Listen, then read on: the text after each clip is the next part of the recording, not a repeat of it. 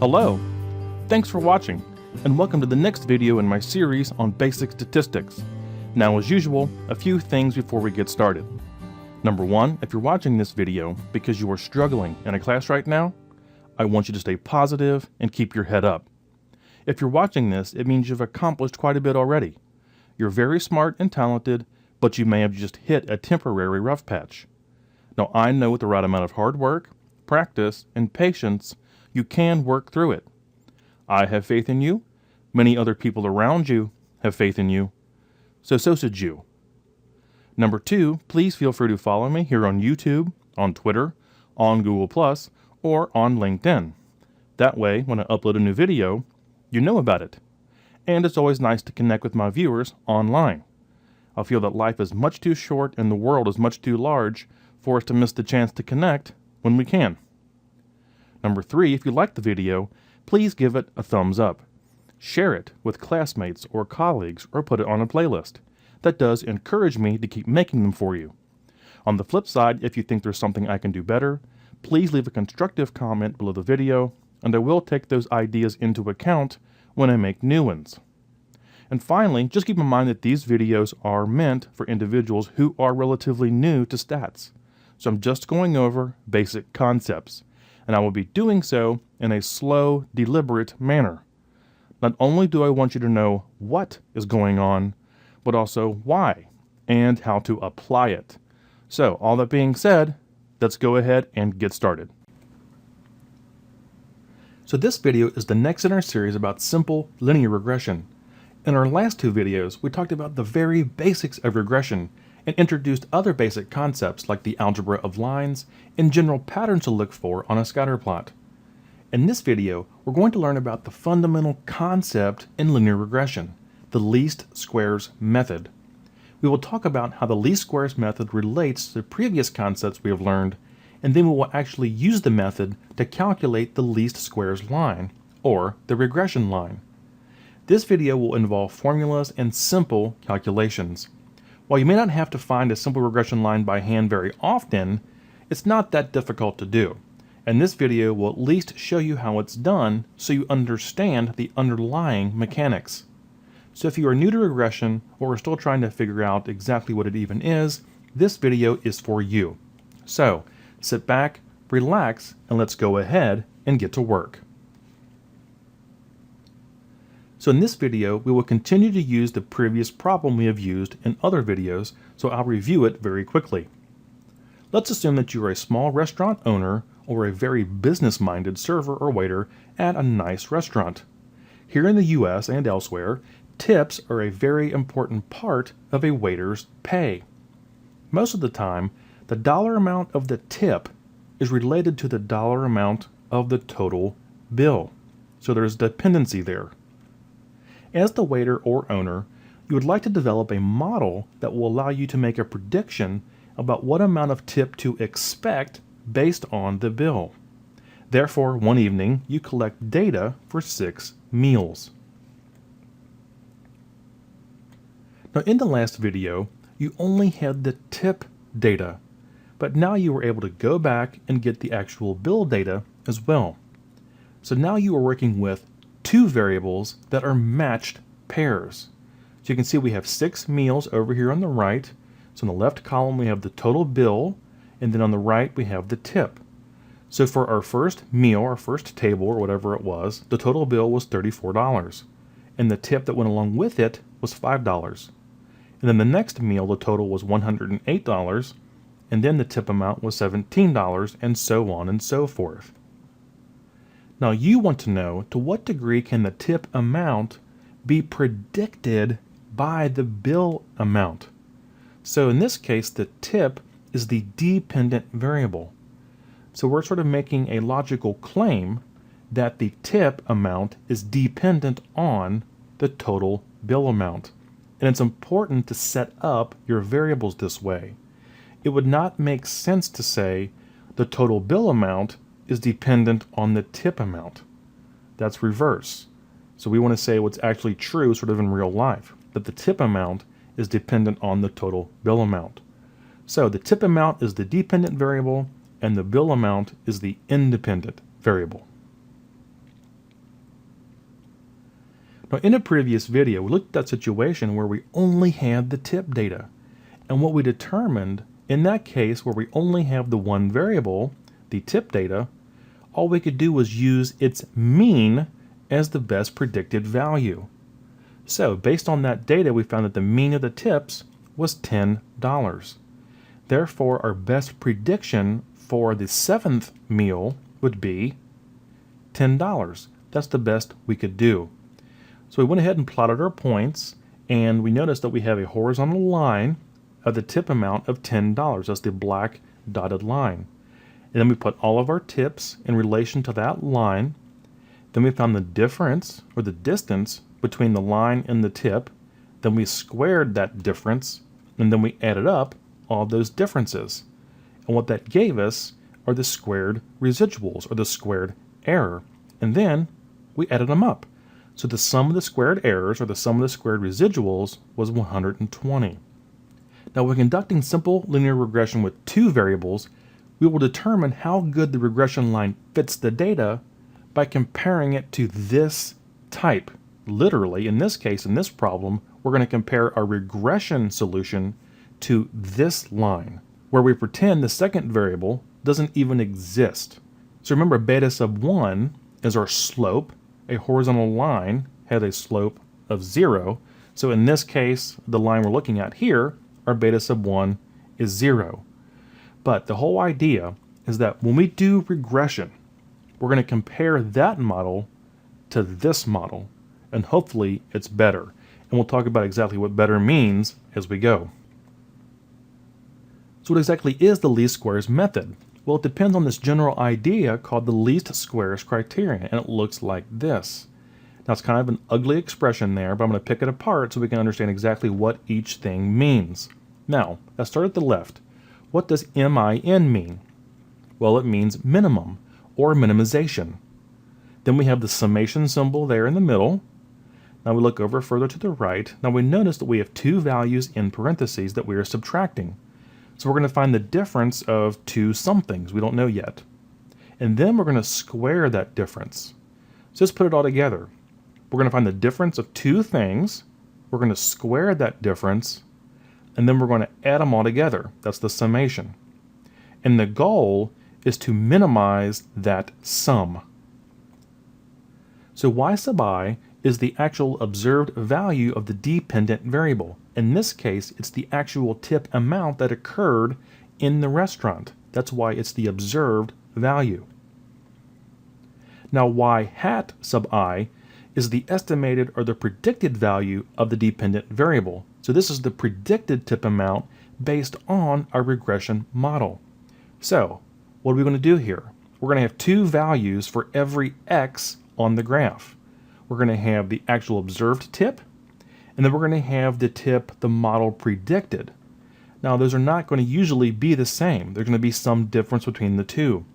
So we're going to find the difference between those two things. We're going to square the difference and then add up all the differences, and we want that sum to be as little as possible. So in plain English, the goal is to minimize the sum of the squared differences between the observed value for the dependent variable, so the actual tip in the restaurant, and the estimated or predicted value of the dependent variable that is provided by the regression line. So think about this. Let's say we have a bill, I don't know, that's $50, and the patron at the restaurant left a tip of $5. But our regression line predicted a tip amount of $7.50. So we have a difference there. Our observed value was $5, our predicted value was $7.50, so we find the difference between those two, and then we'll square the difference. And then we'll do that for every point along the regression line. Now not only that, but the sum of the squared residuals should be much smaller than when we use just the dependent variable alone. So remember, in that case, the slope of the line was 0. The predicted value for every point of x was $10 because we only had the tip data. And that sum of squared residuals, or sum of squared errors, was 120. So when we actually find these squared residuals using the regression line, it should be a lot smaller than 120. So let's walk through this step by step. So step 1 is to do a scatter plot. Now it seems obvious, but a lot of people just go in and do the math and don't actually look at the data. So do a scatter plot of your data. You can look at the general pattern, you can look for any outliers, anything that seems odd. Now you also want to make sure that your graph is scaled correctly. So you can see down here on the bill amount, I started at $20. Well, that's because our smallest bill was $34. So if I went all the way down to 0, that wouldn't make a whole lot of sense. So I went ahead and did the scale from 20 to 120. Same thing for the tip amount. Our smallest tip was $5. So I started that axis at 4. So you always want to make sure that your graph is set up proportionally so the scatter plot is not distorted. So step 2, look for a visual line, for a rough visual line. Now does this data seem to fall along a line? Well, yes, it does. So we don't know if any one of these lines here is the actual regression line, but in general, the data points do fall along a line. Now what if they don't? Well, if the data points are all scattered all over the place, if they're like a big blob, or if you've ever seen sort of a shotgun blast against a target, the shot is everywhere, then there would be no linear pattern. You would actually stop in your regression. There's not going to be a linear pattern in a blob of data points. Now, some people will go ahead and do it because with the computers it's very easy to do anyway, but really it's a waste of time. And it's technically not an appropriate test or appropriate technique to use when the data are just sort of randomly all over the place. Now, step 3, correlation, I would consider optional, but I think it's a good thing to do because the correlation coefficient is involved in other things later in regression and also in multiple regression. So you might as well go ahead and do it anyway. So what is the correlation coefficient for our data here? Well, in this case, it's 0.866. Now you obviously have to know what that means. So in this case, is the relationship strong? Well, yes it is. A correlation coefficient of 0.866 indicates a strong, positive, linear relationship. So it sort of gives evidence to our conclusion earlier that in fact there is a linear relationship between data points. Step 4, descriptive statistics and the centroid. So over here on the right we can see that we have the bill column and the tip column. The first thing we want to do is find the mean of each variable. So our average bill amount, or a mean bill amount, was $74. For the tips, it was $10. Now what we can do is actually graph this on the graph.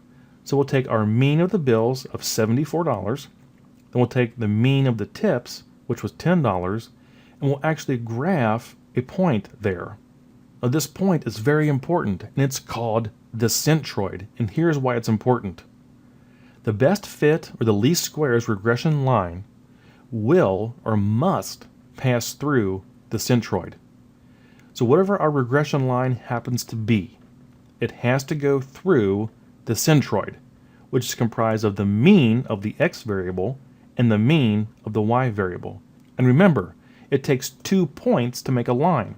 So the centroid automatically gives you a point to work with, and that's important as we go forward. But always find the mean of each variable, then we can plot the centroid on the graph knowing that our regression line must go through that point. So let's go ahead and walk through the calculations. Now remember the general model. So y hat sub I equals b sub 0 plus b sub 1 x sub I. That's a lot of variables in there. But all that means is this. It's comprised of 2 parts. So b sub 1 is the slope. Now the formula to find the slope is this over here on the right. Now, that looks very complex, but it's not. As you can see, we have things in there like x bar, well that's the mean of the x variable. We have y bar, that's the mean of the y variable, so on and so forth. It's not that hard to do, it just takes a few steps and we'll walk through them. But that's how we find the b sub 1, which is the slope of our regression line. So in this case, x bar is the mean of the independent variable, in this case the bill amount. Y bar is the mean of the dependent variable, which in this case are the tips. Now x sub I is the value of the independent variable for a point, and y sub I is the value of the dependent variable for a point. So we have the mean of the independent variable, we have the mean of the dependent variable, and then x sub I and y sub I are simply a pair of tip and meal data. Now the intercept is the other component here. So it's b sub 0. Now to find b sub 0, we just take the y bar, which is the mean of the dependent variable, and then subtract the slope times the mean of the independent variable. So we have to find b sub 1 first, because we will use that to find the intercept. So these are very simple calculations if you set them up in a table and actually walk through them step by step. But there is no magic here. The four things we need are things we already know. The mean of both variables, and then a point. So in this case, $1 and a tip amount. Let's talk about how to calculate these. So here's our b sub 1. Remember, this is the slope of our regression line. So to find the numerator, we do these things. For each data point, we take the x value and subtract the mean of the x variable, or the independent variable. We take the y value and subtract the mean of the y variable, in this case the tip amount. So all we're doing is taking the difference between the mean and the actual data point for each variable.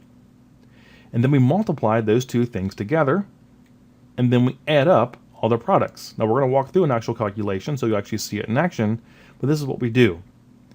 Now on the bottom, for each data point, we take the x value and subtract the mean of x, then we square it, and then add them up. So you can see it's actually pretty simple, just using the four things we already have. The mean of each variable, and then a point that's an x sub I and a y sub I. Now to find b sub 0, which is the intercept, we use what we find for b sub 1, the slope, and then we use the mean of y and the mean of x, do a simple calculation, and then we have it. So here's a table where we can actually walk through each step of the calculation. So here on the left we have each meal 1 through 6, and then we have the dollar amounts for the bill and the tip. So the bill of $34 had a tip of $5, the bill of $108 had a tip of $17, and so on and so forth. On the bottom of this column, you'll see that we have the mean of each variable. So the mean of the total bills was $74, and the mean of the tips was $10. So the first thing we got to do in this next column is the bill deviation. So we're going to take x sub I and then subtract the mean of x. So it looks like this. So let's walk through a couple of them so you can see where we actually get them. So remember, x sub I, all that is the x value over here in the total bill column. So in the first case, it's 34. Then we subtract the mean of that column, which is 74. So 34 minus 74 is negative 40. Let's go to the next one. So 108 minus 74 is 34. Same thing, 64 minus 74 is negative 10, so on and so forth. So each x value minus the mean. Now we'll do the same thing for the y's. So for the first one, a tip amount of $5 minus the mean of $10 is negative 5. Then we have 17 minus 10, which is 7. 11 minus 10, which is 1.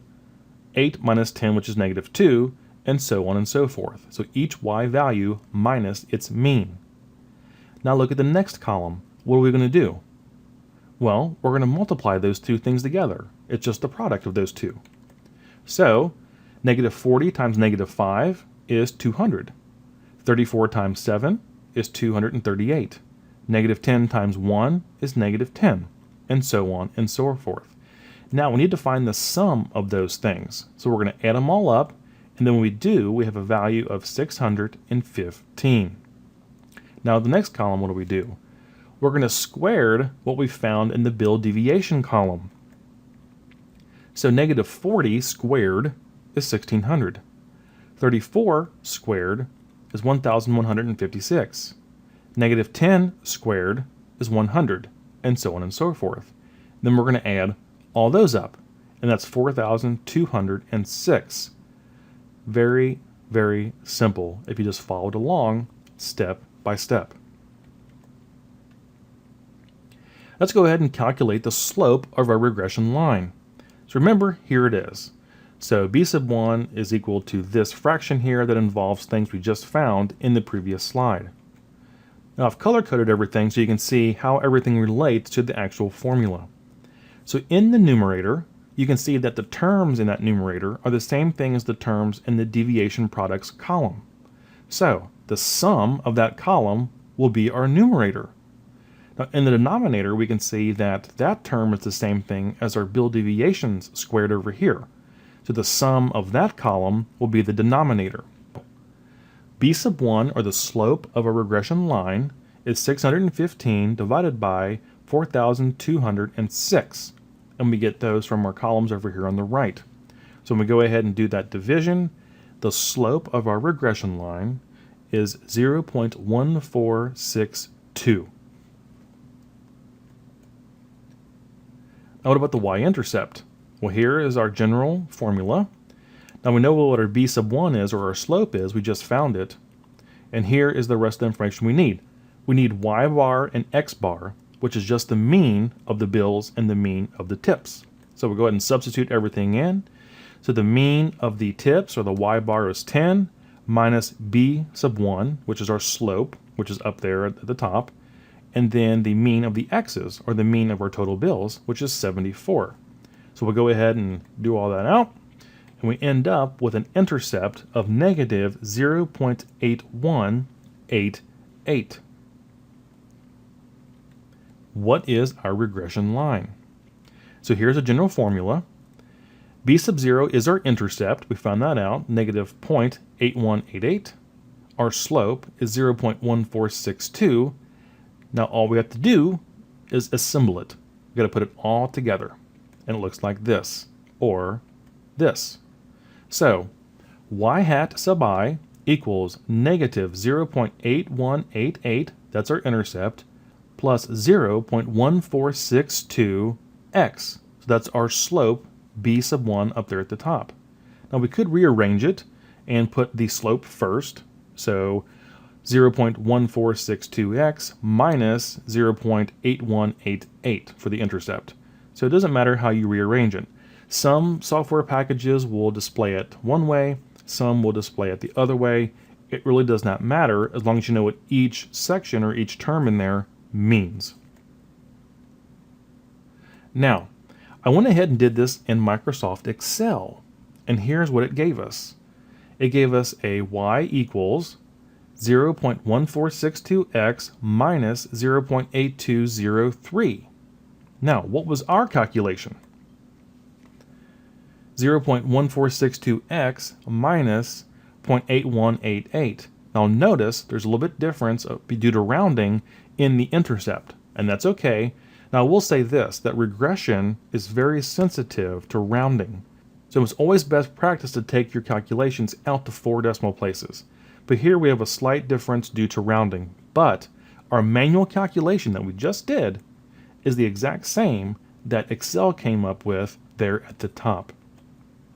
So our slope is 0.1462, and our intercept is negative 0.8203 in Excel's case, or negative 0.8188 in our hand calculation case, which is close enough for me. Now look at our centroid. Remember, I said our centroid has to fall on the regression line. So in this case, our centroid was 74.10. So a bill amount of 74 and a tip amount of $10. Well, guess what? It does. So that disproves the point that our regression line is accurate. It goes through our centroid, and our hand calculation matched Excel's calculation. So how do we actually interpret our regression line? So here it is. So y hat sub I, and again, remember that's predicted. The y hat means this is how we find predicted values. 0.1462x minus 0.8188. What does that actually mean? Well, here's what it means. For every $1, the bill amount, which is our x, increases. For every dollar the bill amount increases, we would expect the tip amount to also increase by $0.1462, or about 15 cents. So for every dollar the bill amount increases, we expect or predict the tip amount to increase by 15 cents approximately. Now, what does the intercept mean? If the bill amount is $0, then the expected or predicted tip amount is negative 82 cents. Well, does that make any sense? No. And here's another important thing.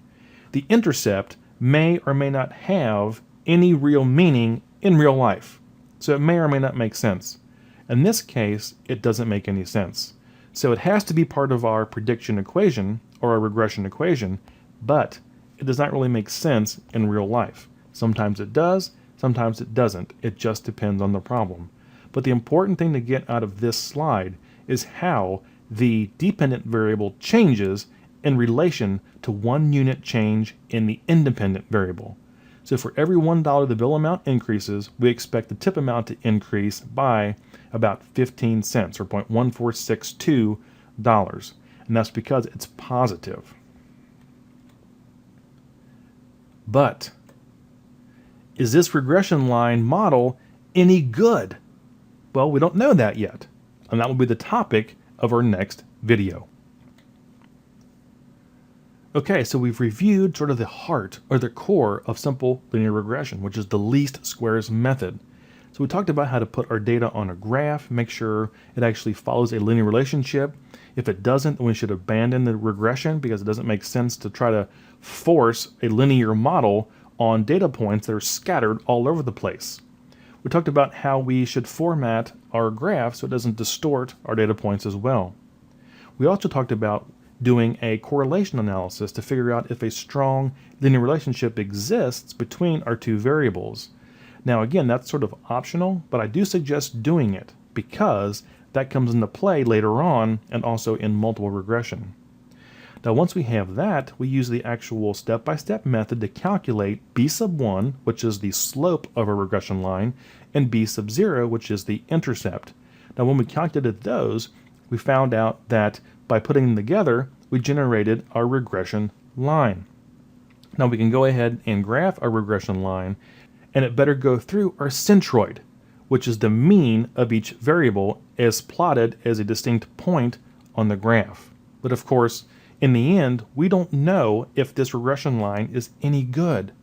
We're going to compare it to the situation where we did not have an independent variable. So remember, in that case, the best prediction we had for any tip was $10. So when we find the squared residuals using the regression line, it had better be a lot less than 120. Otherwise, our regression model is no better than just using the mean of the tips alone. And that's the whole point. We're going to compare a regression line to the situation where we're only using the mean of the dependent variable. So we'll get to that in the next video.